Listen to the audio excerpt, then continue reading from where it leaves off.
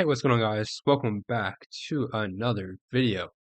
Today, I want to talk about prop firms. Now, obviously, a lot of you guys know that prop firms are somewhat dying now. A lot of them are getting restricted in certain countries, as well as certain legal things occurring with the prop firm side in terms of finances, okay?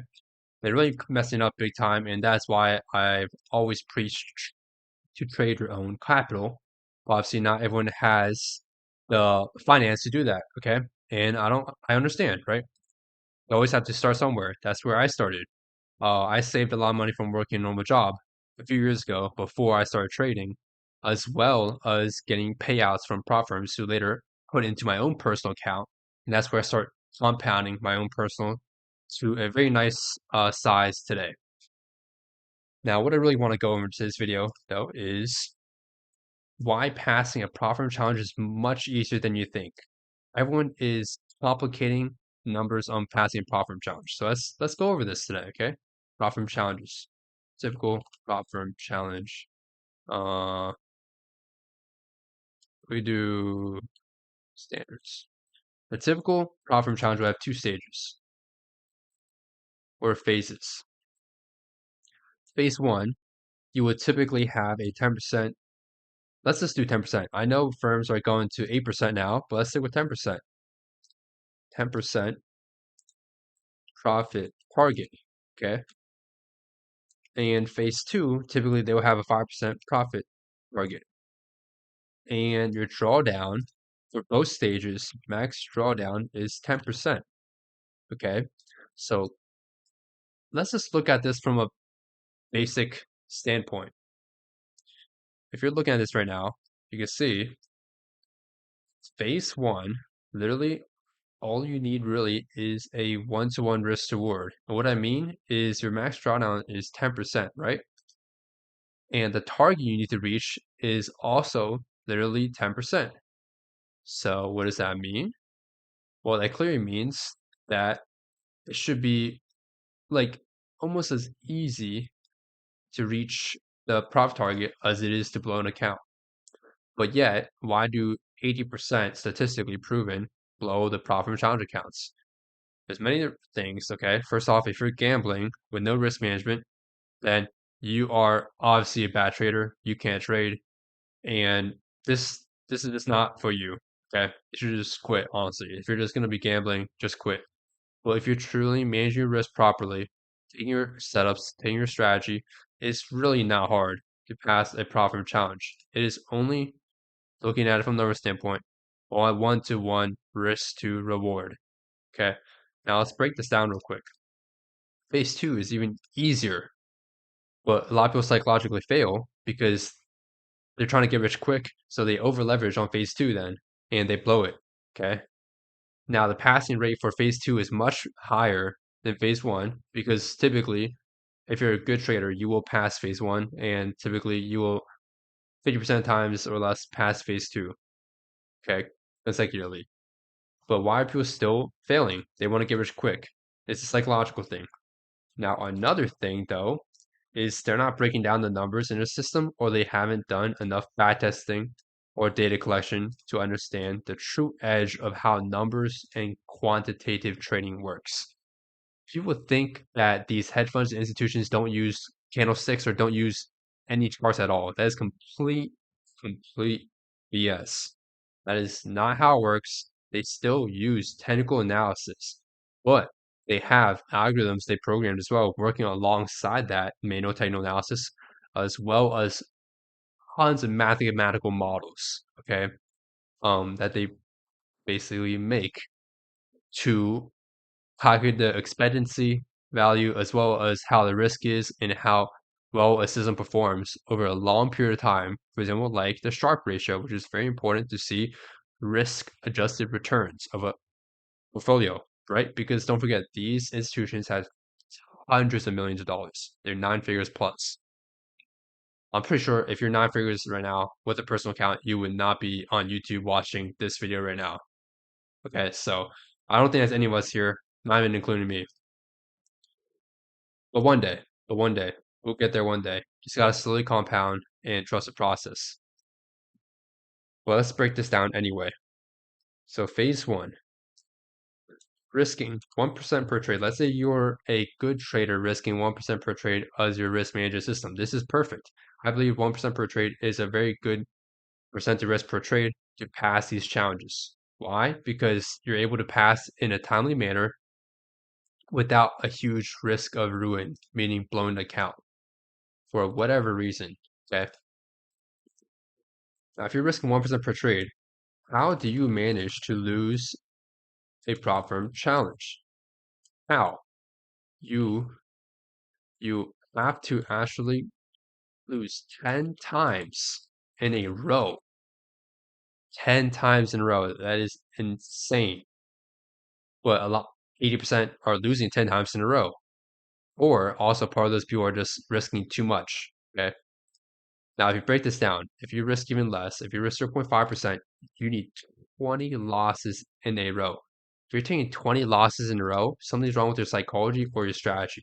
Maybe your strategy has no edge. It doesn't work. That's why I sell a course in mentorship to teach you guys something that works ahead of time so you don't have to spend all this time and effort that I had to take to finally figure out something that generates money in the market.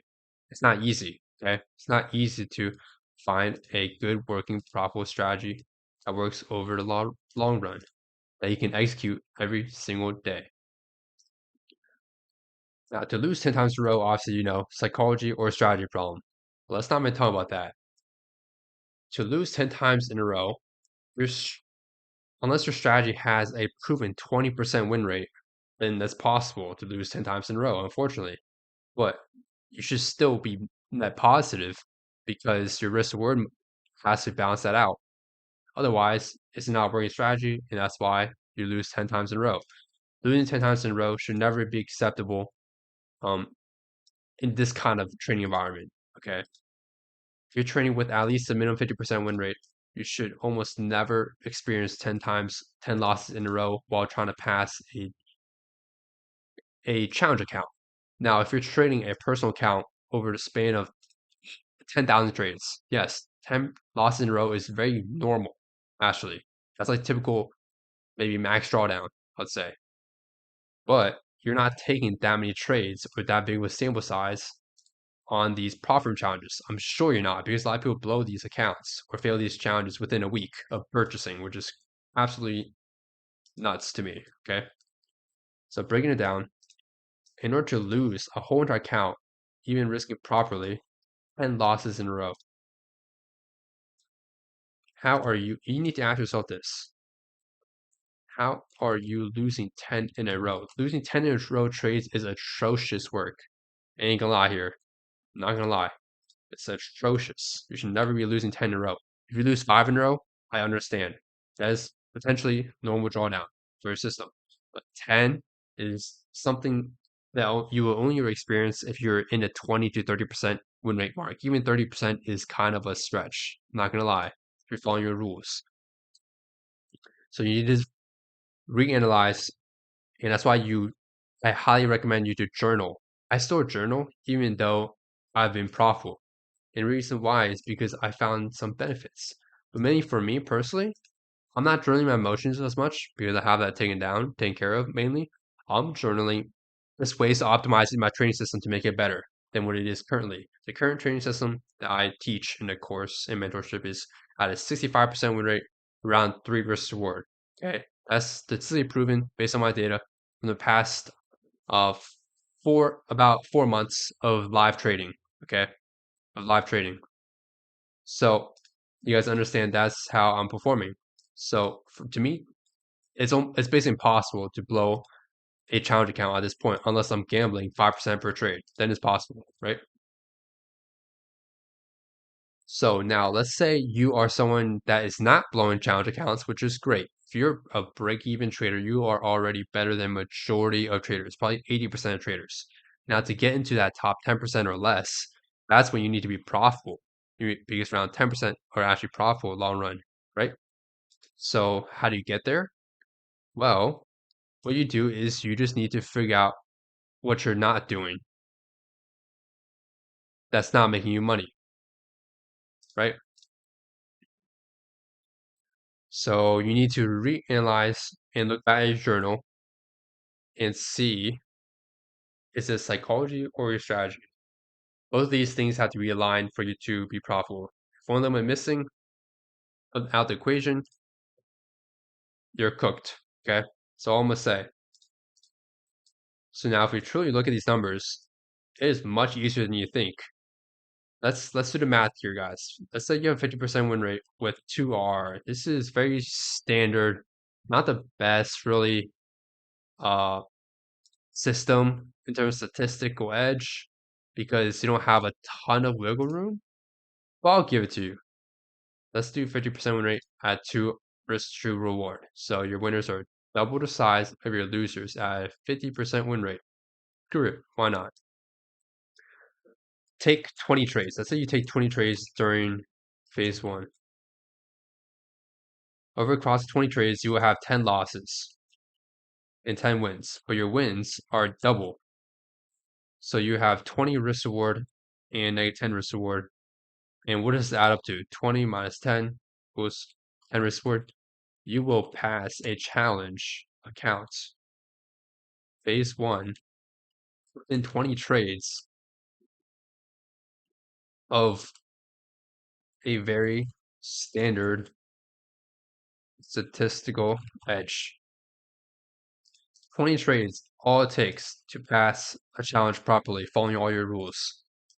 If you have a 50% win rate at 2R, obviously a lot of people pass this way faster because they potentially have a better expensive system, right? If you have like 4R at 50%, that is extremely good.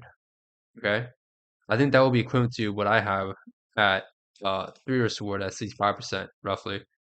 But that'll be very good because you'll be making 30R, so you'll pass both phases already, double, twice. Run it back, Turbo.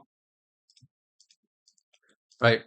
So easily, this is basically the math I'm breaking down to you guys to understand that these challenges, people come into it not understanding the math behind it. Once you understand this math behind it, you'll understand it's not as hard as it seems, but people are failing because they don't understand the math or they're not understanding themselves as a person. They don't understand how to manage their emotions, manage their psychology, to be patient and let their system play out. 20 trades, you know, this is obviously not going to happen in one day. You're not going to take 20 trades in one day with your system. I highly doubt you have a solid system with 20 trades in a day. But if you do, then you do. Congratulations. But most people do not, okay? Especially those watching this video. So that's not to hate on anyone. I'm just saying if you're clicking on this video, there's a reason why. And I'm here to provide you that solution. Okay. So now you guys understand what you need to work on and what you need to do. Be patient. Take your 20 trades from your system only, your setup only. Let the statistics play out and you'll pass 20 trades. Let's say you are taking, you know what? Let's say you're taking 2 trades a day. You'll pass phase 1 in 2 weeks, no problem. Okay. Just be patient. And that's way better than these traders trying to pass in 2 days and risking 5% per trade or blowing their account. And they're just gambling at that point. Just go to a casino. If you want to gamble, go to a casino. Stop doing it on the chart and give these prop firms your money. Okay. I don't want people losing money to these prop firms. You're supposed to be generating money off these prop firms. Their business model is built for you to fail. In reality, looking at it from a statistical point of view, it's really not that hard. It's just people are not understanding the math behind it. That's basically it for this video. I really hope you guys enjoyed. I do expect to see some of you guys in the course and mentorship section. Check out the free Discord as well. And if you're interested in this free content, because everyone loves free content, why not? I have a lot of stuff on YouTube as well. And yeah, I'll see you guys in the next one.